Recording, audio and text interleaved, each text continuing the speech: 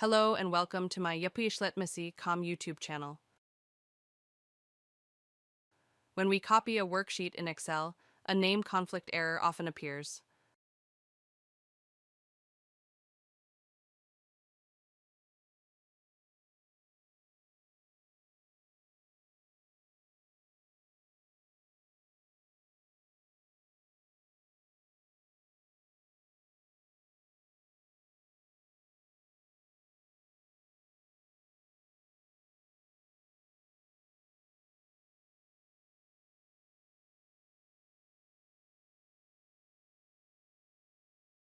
To fix this problem, simply drag and drop this file onto the file named X that you see in the folder and existing Excel file you see in the folder.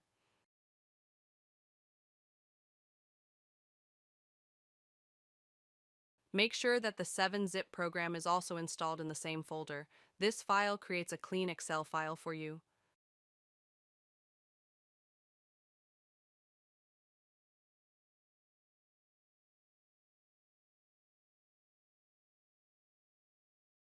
After that, when you copy a worksheet, you will see that the name conflict error no longer occurs.